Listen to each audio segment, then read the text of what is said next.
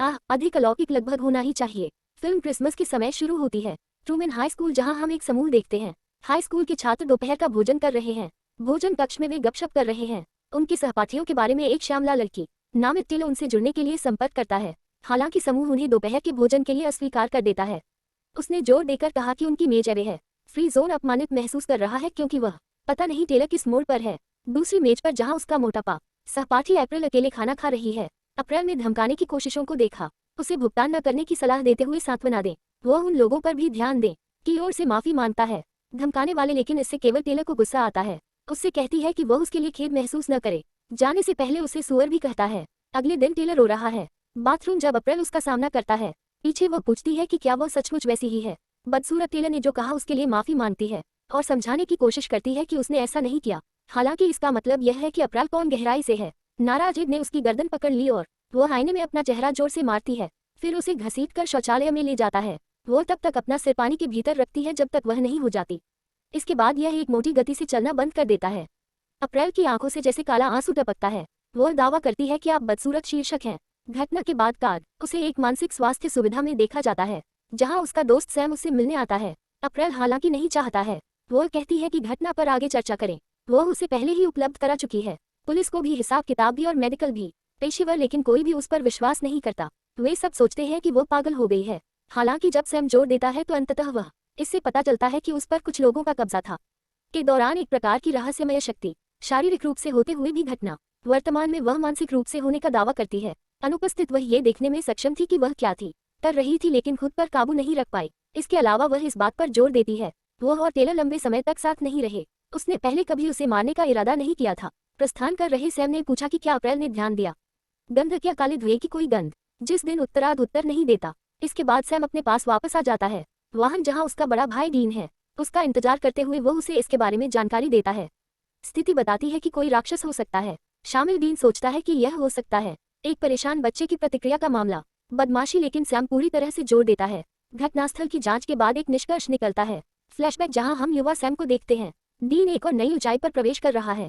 Trueman school तीसरा school है। उन्होंने उस शैक्षणिक वर्ष में भाग लिया है। डीन को फिट होने की चिंता नहीं है, चूंकि उनके पिता ने ऐसा वादा किया है। वे वहां केवल 2 सप्ताह के शीर्ष पर रहेंगे, लेकिन सैम हमेशा नया बने रहने से थक गया है। बच्चा जैसे ही कक्षा में प्रवेश करता है, वह ऐसा प्रतीत होता है उसके नए घाट के सामने घबरा जाओ। इस बीच एक अन्य कक्षा में डीन तुरंत अपने शिक्षक को जानेमन कहता है सभी लड़कियों को क्रश होने के लिए प्रेरित करना। सैम एक सीट लेते समय उस पर वह गलती से एक तितली चाकू गिरा देता है। से पहले जल्दी से इसे पुनः प्राप्त कर लेता है। शिक्षक इसे देखता है, लेकिन इससे पहले नहीं। बैरी नामक सहपाठी कुक ने बैरी को नोटिस किया। ऐसा लगता है जैसे वह उससे मोहित हो गया है। जल्दी से सैम अपॉन को अपना परिचय देता है। एक मोटा लड़का उनकी सीटों पर बैठ गया। डक नामक व्यक्ति बैरी को धमकाना शुरू कर देता है। इसे देखने के पीछे सैम का रुख है। उसका दोस्त और डक को रोकने के लिए कहता है। धमकाने वाला पूछता है कि क्या वह बैरी को लेना चाहता है। जिस स्थान पर उत्तरार्ध डराने धमकाने लगता है, वर्तमान सैम में हाँ का जवाब देता है और डीन ने क्रम में अपना भेष बदला उनके लिए ट्रूमैन हाई स्कूल में प्रवेश के लिए। गुप्त जांच सैम एक के रूप में प्रस्तुत करता है, चौकीदार, जबकि डीन की भूमिका निभाता है। तैयारी करते समय जिम शिक्षक को स्थानापन्न करें। सैम डॉज बॉल खेलने के लिए छात्रों के पास आता है, एक रिपोर्ट के साथ कोई सल्फ, जिसका मतलब है इस बीच कोई शैतानी गतिविधि नहीं। डीन खाना पकाने की कक्षा में एक बदमाश छात्र के रूप में हमेशा अपने बेवकूफ साथी से कहता है कि वह उसे अपना होमवर्क दोबारा कॉपी करने की जरूरत है, लेकिन इस बार बेवकूफ बच्चा जवाब देता है, परेशान करने वाली नजर और बुरी मुस्कान नहीं। काफी देर बाद वह धमकाने वाले का हाथ पकड़ लेता है, इसे चालू खाद्य प्रोसेसर में डाल देता है, इसे क्रूरतापूर्वक गंभीर दृष्टि से पीसना, जिससे पूरी कक्षा घबरा जाती है। छात्र तभी भाग जाए। सैम केवल पता लगाने के लिए घटनास्थल पर पहुंचता है। वह बेवकूफ बच्चा करीब आने पर गिर गया है। जांच करने पर उसे एक काला गाढ़ा तरल दिखाई देता है। ये हमलावर के कान से बाहर निकल रहा है। सैम को एहसास होता है कि वे सौदा कर रहे हैं, किसी प्रकार के भूत के कब्जे के साथ, जो दुर्लभ है, लेकिन बाद में डीन के बारे में अनसुना भी नहीं। स्कूल की सभी फाइलों को खंगालता है। जानकारी वह सीखता है कि केवल स्कूल के मैदान में मौत की घटना थी। 1998 में आत्महत्या का मामला। यहाँ ये पता चला है कि जो बैरी ने वह अकल्पनीय अपराध किया था, उसी बाथरूम में जहाँ अप्रैल की मृत्यु हुई। इन सभी घटनाओं में टेलर की मौत हो गई। इंगित करे की रहस्यमय इकाई है लेने के लिए बेवकूफों या दलित लोगों को निशाना बनाना। धमकाने वालों के नीचे दृश्य फिर से शुरू हो जाता है। हम 1997 के अतीत की ओर लौटते हैं और देखते हैं बैरी शीघ्र ही हॉल से नीचे चल रहा है। डिक के पास से गुजरने और उससे निपटने के बाद नीचे लड़कियों का एक समूह खड़ा है। पास वाले हंसते हैं। उसी समय आसपास के लोग उस पर हंसने लगे। सैम दिखाता है और बैरी को सब कुछ खींचने में मदद करता है। जैसे ही वे एक साथ बात करना शुरू करते हैं, सीढ़ी से पता चलता है कि वह बाहर हो जाएगा। इस स्कूल में 3 साल में उन्होंने अपना शेयर किया।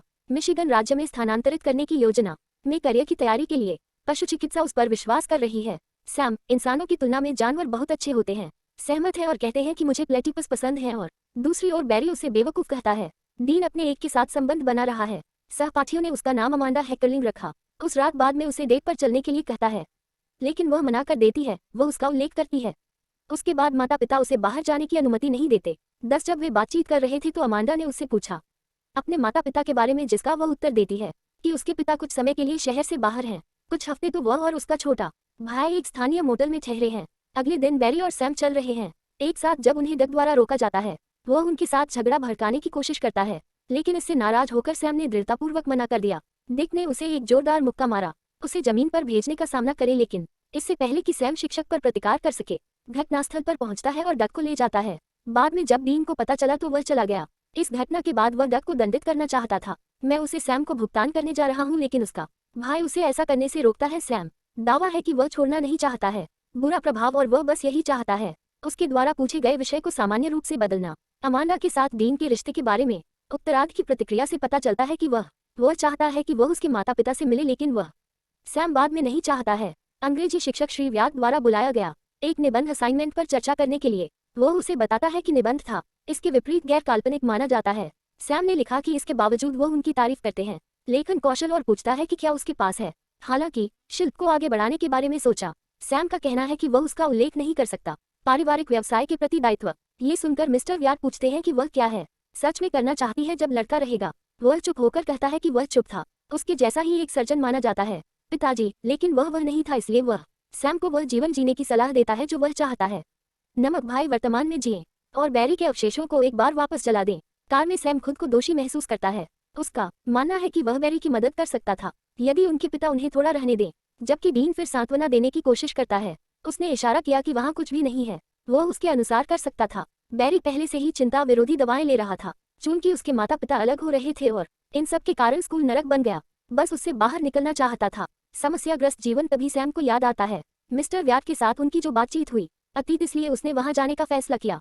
ट्रूमैन के पास पहुंचने पर शिक्षक हाई स्कूल में वह गलियारे से नीचे चलता है। श्री व्याट की खोज जब वह अचानक होता है, वह एक लड़की के पास रुकी जिसके बारे में वह उससे पूछ रही थी।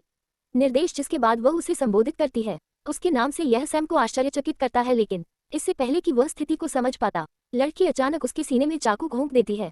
रक्षा सैम के एक त्वरित अधिनियम में एक कलम के साथ लड़की के मुंह में नमक भर देता है। यदि वह अपने शरीर से भूत को बाहर निकालती है, कोई भूत नहीं होता जो होता। इसके बाद वह अजीब हो गया और वह पीछे हट गया। फिर डीन उसे कुछ विस्की देता है, उसे अपने घावों पर इसे लगाने के लिए कहा। फिर डीन कुछ फाइलों को देखता है और सभी में एक समानता का पता चलता है। ग्रसित छात्र एक ही स्कूल में पढ़ते हैं, बस जिसे डिक के पिता चलाते हैं। इसके बाद दोनों बस की जांच करने जाते हैं कि कहाँ उन्हें एक नया परमिट मिलता है जो कि है ये डक के नाम पर पंजीकृत है।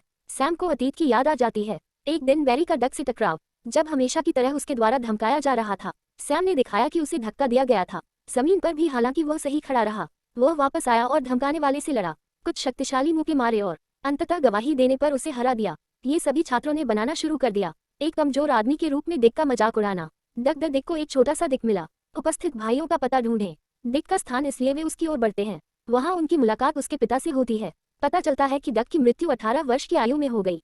वर्षों तक शराब और नशीली दवाओं के सेवन के बाद वह अफसोस जताते हैं कि स्कूल कभी नहीं था। डिक के लिए आसान था और लोग उसे बुलाते थे डिक ऑफ द जर्क। नहीं, ये छोटा डिक था। डक, आपने इसे यहाँ एक उपनाम सैम के रूप में सुना है। उसकी मुट्ठी में पिटाई करके आया। लड़ाई और पिता का खुलासा। डक के समय उनकी पत्नी की कैंसर से मृत्यु हो गई। 13 साल का था और चूंकि उसे 3 नौकरियां करनी थी, वह उसकी उचित देखभाल करने में असमर्थ था। बेटी को एहसास हुआ कि डिक की आत्मा है। इस सब के कारण डीन में कटौती होती है, पीछा करता है और पूछता है कि उसे कहाँ दफनाया गया है। प्रतिक्रिया में पिता ने उसे बताया कि डिक उनका अंतिम संस्कार कर दिया गया, लेकिन उन्होंने अपना एक ताला अपने पास रख लिया। इस बीच बस में उसकी बाइबल में बाल थे। वही बस परिवहन कर रही है।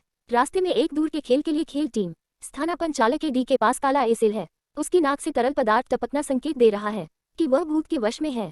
परिणाम स्वरूप वह बस को भेजने की गति तेज कर देता है। यात्री थोड़ी देर के लिए दहशत की स्थिति में आ गए, जबकि बाद में सैम और डीन ने किसी तरह से काम संभाला। वे को रोकने के लिए बस के टायरों पर फूंक मारकर उसे रोकना। एडी जैसे ही स्पाइक्स की मदद से भाई वाहन से बाहर निकलते हैं। उसे रस्सी से बांध दो और फिर डीन आगे बढ़ जाता है। सैम के समय बाइबल खोजने के लिए बस बंदूक की नोक पर व्यक्ति को पकड़ लेता है। हालांकि केवल रस्सी ही पर्याप्त नहीं है। एडी को पकड़े क्योंकि वह जल्द ही खुद को इसे मुक्त कर लेगा। सैम के पास सीएच के पास बंदूक चलाने के अलावा कोई विकल्प नहीं बचता। डक स्पिरिट के तुरंत बाद उसे डीन ने नीचे गिरा दिया। खेल टीम का एक सदस्य है और भाइयों पर फिर से हमला करने आता है, जबकि सैम भूत प्रेत से लड़ने की कोशिश करता है। व्यक्तिगत डीन दिक का पता लगाने में सफल हो जाता है। एडी की जेब में बाल सैम है, अंततः तुरंत इसे आग के हवाले कर देता है। अंतिम दृश्य में आत्मा को मुक्त करना। सैम आखिरकार मिस्टर व्याज से मिलने जाता है। बहुत बुरा हो गया है, वो उसके लिए उसे धन्यवाद देता है। महान सलाह जो किसी को अपना बनानी चाहिए या शिक्षिका अपनी पसंद पर जोर देती है। एकमात्र चीज जो वास्तव में मायने रखती है वह है यदि कोई खुश है तो वह पूछता है कि क्या वह खुश है। लेकिन सैम सब्सक्राइब का उत्तर देने में असमर्थ है। इस तरह के और वीडियो के लिए चालू करें। सूचनाएं और मदद के लिए एक लाइक छोड़ें। चैनल आउट देखने के लिए धन्यवाद।